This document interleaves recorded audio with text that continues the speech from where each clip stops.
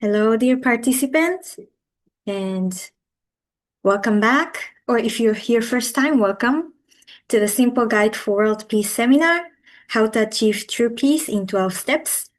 My name is Miki Morita, I'll be your MC for tonight. And yes, we're very excited for today's topic. Today's topic is the purpose of human sexuality. This is going to be a very interesting and relevant topic for all of us. And so today's lecturer is Mrs. Sarah Ahmed. She's the Director of Youth and Students for Peace in the Middle East. And so, without further ado, I would like to invite all of you to welcome Sarah on stage to speak to us about this topic. So welcome, Sarah. Yeah, thank you, Mickey, and good evening. Thank you all for joining.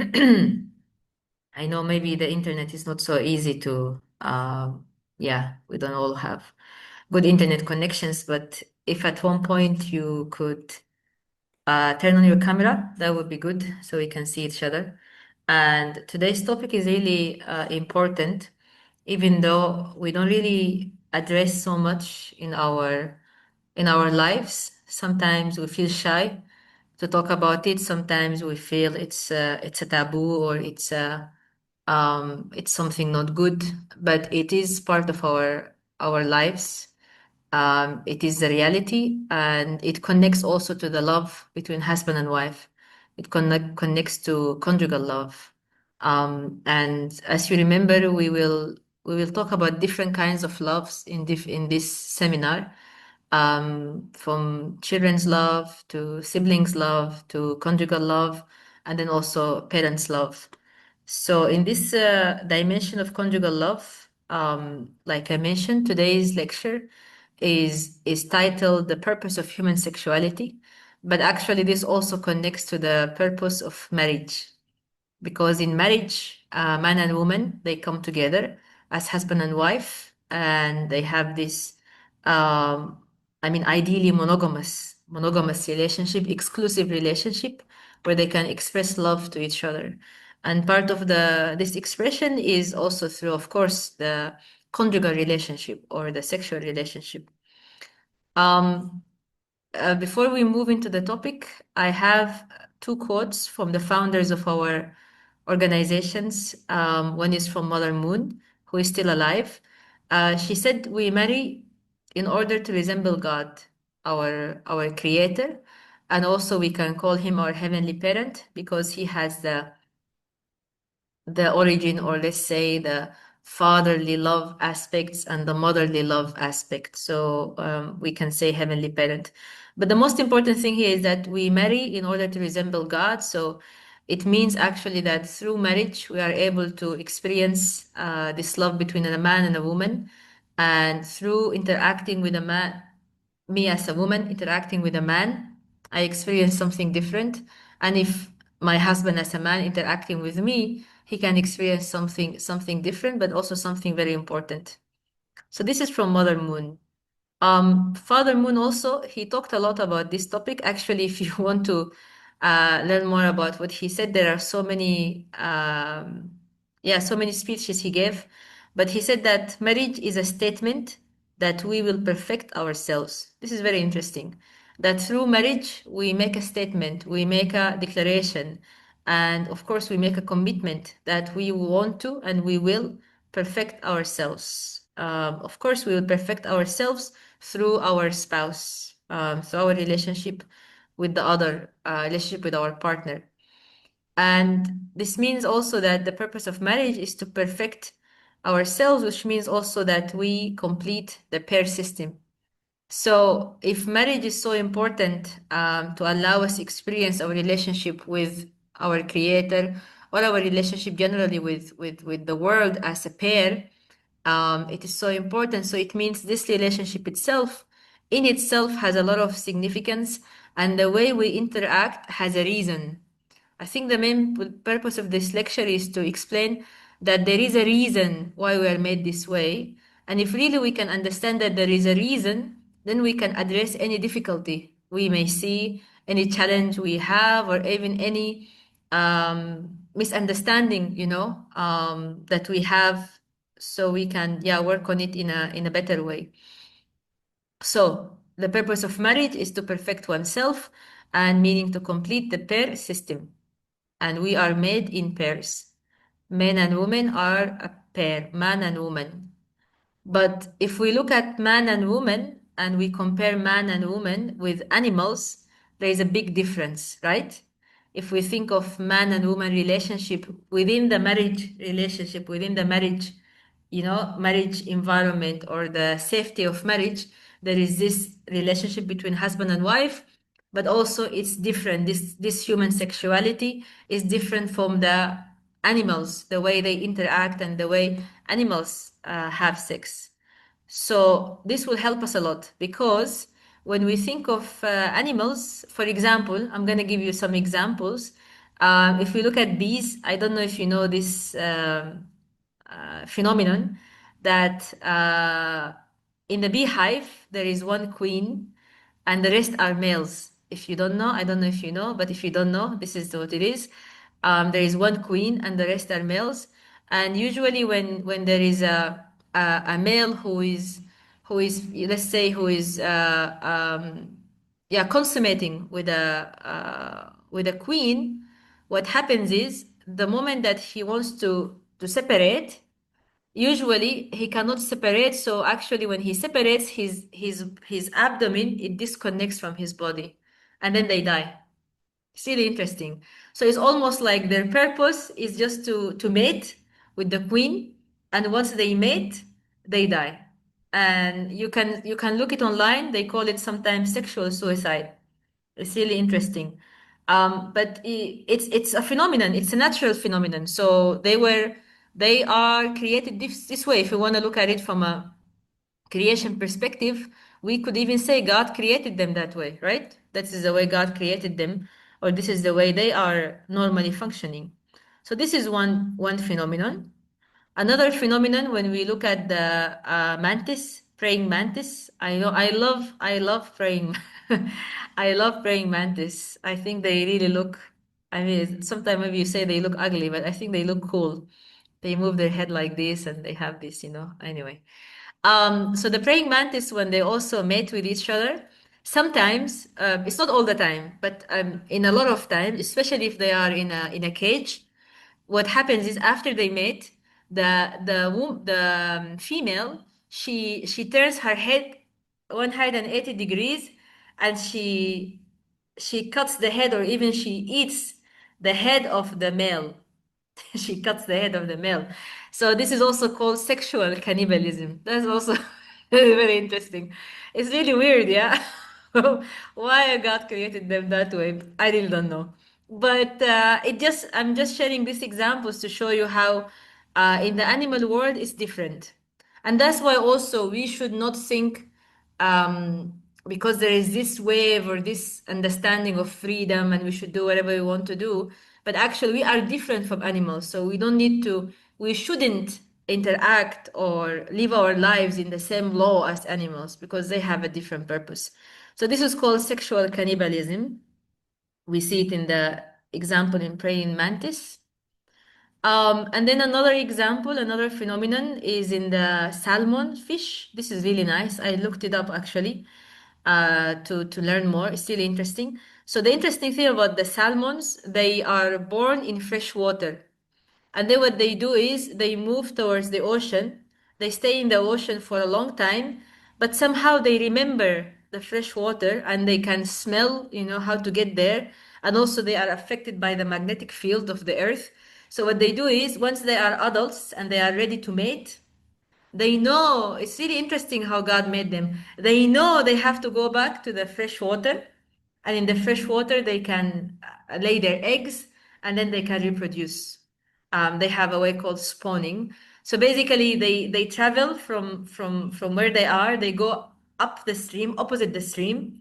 They go back until they reach the fresh water. And even in this process, they are so tired, it's like a life and death situation. They're even to the point that their scale, or their skin becomes red in color, and you see them even jumping. If you saw in movies or documentaries, you see them jumping up opposite the stream. And then when they reach there, the female lays the eggs, and the male he how to call it, like he can fertilize. He fertilizes the eggs in the water, and then they die. It's interesting. They die. That's it. Then the new Salmon comes out, and then they continue the same circle. And this they call it Big Bang spawning. The way they fertilize the eggs is called spawning, and it's called Big Bang because it's like an explosion or a Big Bang because they are all red in color. Anyway, this is just some term. So that's one example. And I think, yeah, this is how they look like. They're red in color, and they immediately they die. It's interesting, yeah. And then when you look at the maybe a little bit more developed animals, so you see we're going from insects to fish, and now we move to mammals. And one example is for example, elephants. And then elephants, they are sexually active during a certain period of time when they know that the female is ready to mate. And then she gets pregnant, and then of course they reproduce. So they have a certain period of time when they interact with each other in this way. Okay, so this is in animals, different kind of animals.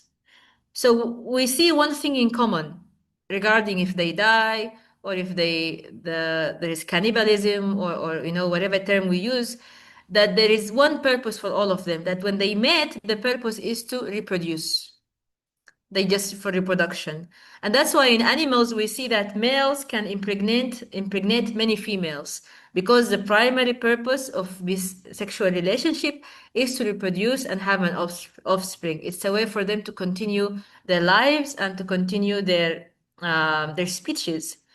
But when we look at human beings, it's a little bit more interesting, because if we look at the human being's lifespan, especially if we look at women's lifespan, because woman is the one who gets pregnant, and for a woman to get pregnant, she has a certain period of fertility from a certain age to a certain age. So if we say that until 15, mean it depends, but let's say roughly until 15 she doesn't get pregnant, but then from 15 she can get pregnant, and then until 45 years old, so you have like around 30 years of fertility. I mean, of course it can be more, it can be less, but this is just an estimation. But then after 45, let's say roughly 45 years old or even 50 years old, after that, she still lives more. She lives until she's 85 years old. Yeah. So she has this post-menopause age. Okay. But despite this, that women they have these periods of fertility and these periods where they cannot get pregnant, still this sexual activity or this sexual relationship, it still can continue. It can still continue. Women and men, they can still, as husband and wife, of course, they can continue in this relationship, which means that for human beings, because if we look at the animals we looked at just few minutes ago, we are developing until we reach human beings at on a higher level. So when you think of animals that are reproducing, but then when you go to human beings, it's also for reproduction, but there is even another reason, okay, another reason that God put there, so that even when they cannot conceive, they still have this conjugal relationship. Yeah, which means there is a higher reason for human beings. And again, if we compare, I mean, we mentioned this before, they die after mating. Animals they do, some animals they do, human beings they don't. They die after giving birth, some animals they do, human beings they don't. And then they have still this interaction or sexual interaction, while infertile, usually animals no, but human beings, yes, they continue. So like I said, there is a reason, there is a higher purpose. Okay? So one thing that's important, and it's really interesting, because God made it this way. God made it that the relationship between a man and a woman, a husband and wife, that the most intimate relationship is a relationship to reproduce, but also it is something that they can enjoy. Yeah. And it is the most powerful, it's the most natural, but also can be protected within this environment of marriage, that it can be the most natural pleasure they can experience together. But why? Why? Because it actually connects to the fact that through this interaction, marriage becomes unbreakable. This is really interesting. Because it becomes such an intimate relationship that's just between this man and one woman, this can help them to feel this relationship is so special, it's unbreakable, that they know each other to the corest of the core, and then they can stay with each other together as only one man and one woman. But you see what the problem is? The problem is the society that we live in. First of all, we inherit that this there is a lot of shame. That's number one, but there are reasons. And then number two, which is a big issue, is that it is misused. It's misused in different ways, in having, infidelity or promiscuity, sexual promiscuity, and then even sometimes saying, okay, you need to live together, you need to get to know each other, but actually that's not true. That's not true. Actually, this is the most powerful, relationship, but also in a sense, also the most powerful, pleasurable experience between a man and a woman. And this is the union between a husband and wife, so that it could not be easily broken. Because if there was something else more powerful, then their marriage would be broken. So God made it this way. God made it this way so it can be so important and so strong, and that's why it should not be broken. It should not be broken. It should not be shared. It should not be shared outside of this dimension between a husband and a wife. So if I ask you a question, I have a question to the participants here. It's a simple question, and I think I know what your answer would be. But if I ask you, when you fall in love, what type of love do you want to have? A love that is eternal or temporary? If you want a love that is eternal, can you raise your hands? You can do the raise hand on or by your hand. Thank you, Sarah. Or on the Zoom. Yeah, yeah, thank you. Thank you. I see your hands. Thank you. And then if I ask you, yes, thank you so much. And then if I ask you another question, would you like a love that is absolute or conditional? And then if I say again, raise your hand if you want an absolute love. Yeah, okay. And then if I ask you, you want an unchanging love or a changing love, raise your hand if you want a changing love. Let's change a little bit. Changing love. You want a changing love? Are you sure? Okay. And then do you want a unique love? Would you like a unique love that's only for you? Would you like that? Right? You want love that's only for you. Yeah, yeah. And I agree. For me, the same. So we are all looking, it's inside of ourselves. We are looking for a love that lasts forever, that doesn't end continuously, that is absolute, that doesn't change, absolute and forever, unchanging. And absolute is 100% love, and then unique that's only between me and my husband, that I don't share with other people, and my husband doesn't share with other people. This is really important. This is really important. So we all agree on that. And because of this desire that we have, that we want love that is so strong and so powerful and so special, that's why our expression of love is also important and special and also powerful. And actually, through this love and through this relationship of love, we can stay together as couples, and also it will hold our societies together. So really the best way to make a good society is that families stay together. Families stay together, husband and wife stay together, but not just stay together, but love each other. If husband and wife can really love each other completely, the society can be a healthy society and can be a loving society. This is a quote from a very famous educator. He wrote a lot of books about being good and character education. He said, sex is most joyful and fulfilling, most emotionally safe as well as physically safe within a loving, total, and binding commitment of marriage. It's true. That's why when people say in the Western world, or even now as we hear, because we are all online, we watch movies, we hear so many things, they say to the youth in certain societies, okay, you can do whatever you want, but you must have safe sex. But that's not true. It can never be safe unless it is within this protected environment, within the um, um, yeah, within the protection of the home, of the family, of the husband and wife, within that environment, then it can really be safe. Absolutely, absolutely safe. And I think this is something I think Mr. Park mentioned that in his lecture. So, so moving forward a little bit and to give this relationship another dimension, actually, all religions, if we look at it from a religious perspective, all religions they teach about the pair system. Okay, it is found even in the highest level of spirituality. The original divine nature of our Creator has a dual nature, usually personified as in the concept of fatherhood and motherhood together.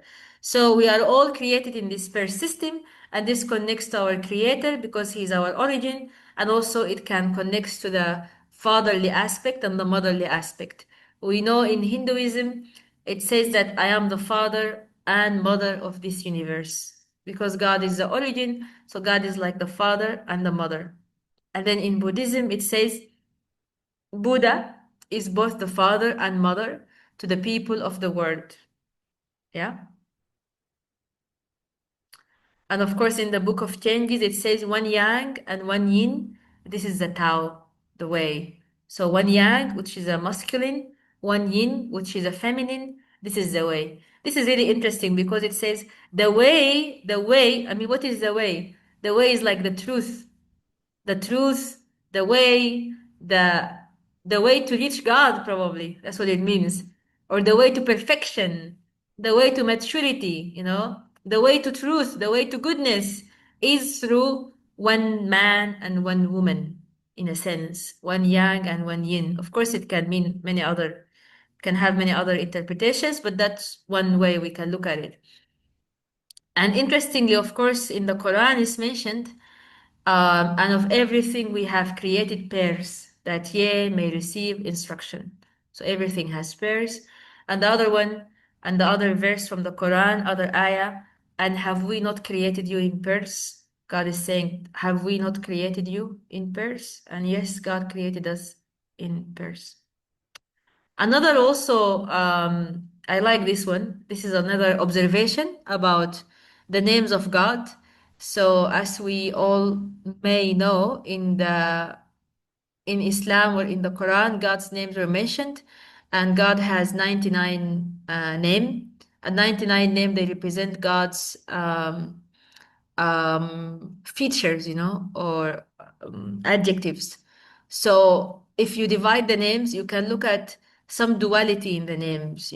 Some of them are more masculine, more strong, and some of them are more feminine, more mild and soft.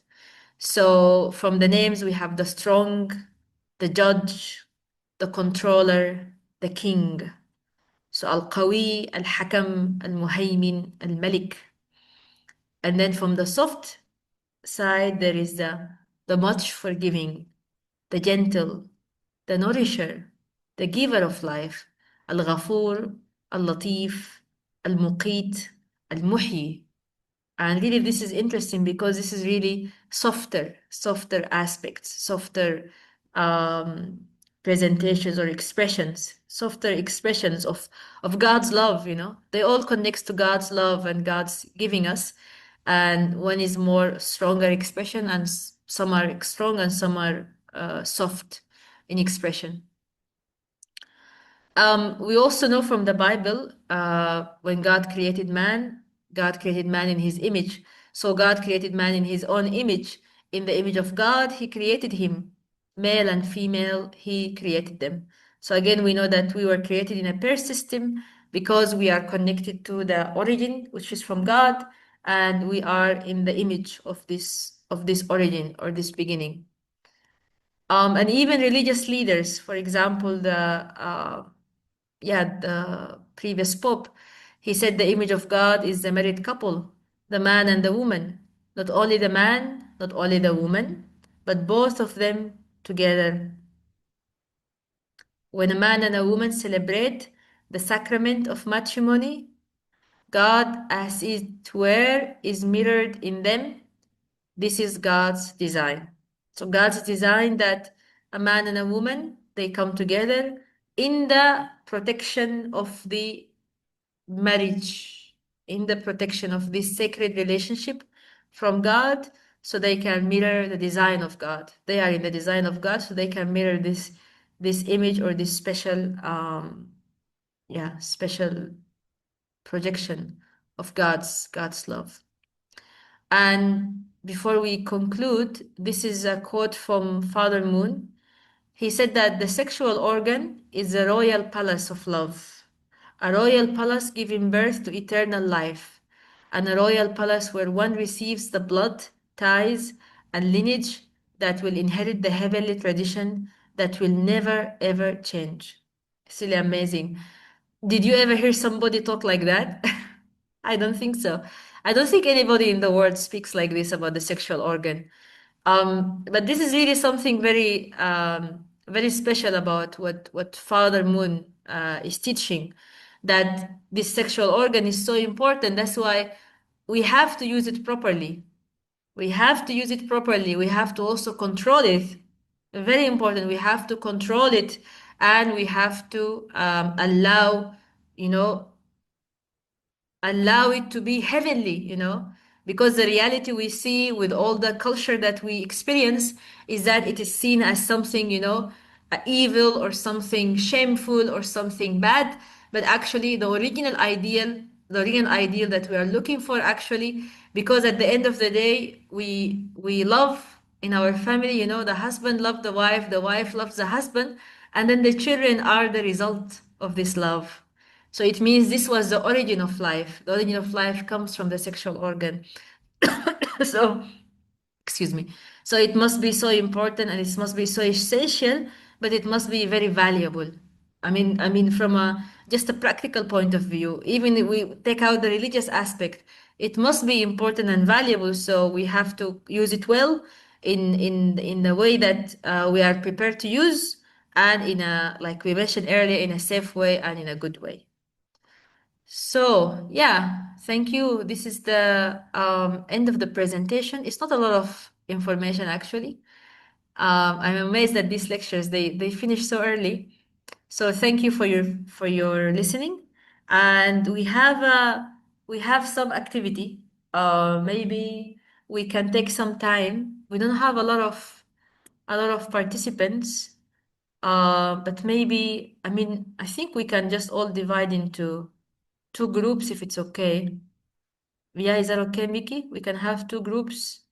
Um, I'm thinking maybe if it's okay, maybe Mickey, you can go with you and the two sisters, younger people, not younger people, and then I can stay with the rest. So you have two questions, and I think we can take, if it's okay, we can take 10 minutes since we have time. So the first is, what is the purpose of marriage? Okay. Okay. And then the second is, why don't animals get married? Good question. Why don't animals get married? Okay. So let's take 10 minutes and we can come back, and we'll see you again when you come back. What is the purpose of marriage and why don't animals get married?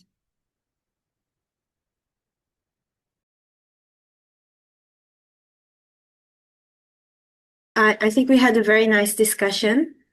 And yeah, thank you so much for everyone for being engaging in this um, in this discussion time. It was very nice discussion time. Thank you so much for having this very nice time together in the breakout room. And thank you, Sarah, for the insightful lecture as well. I think we can give her another big round of virtual applause. Thank you so much. Thank you. Yeah. So now, so now it's just time to close. Just a reminder that every week on Tuesday, same time, 7 p.m. Lebanon time, or 8 p.m. if you're in Turkey or Jordan, and we'll have same link, and we'll have another lecture. We'll continue next week. So if you have any other friends or family who might be interested, please invite them. And also would like to see you again next week. So thank you so much for Sarah. Thank you so much for all participants. Thank you for joining us tonight, and see you next week. Have a good evening, everyone. Thank you. Thank you, Mickey. Thank Thank you. you.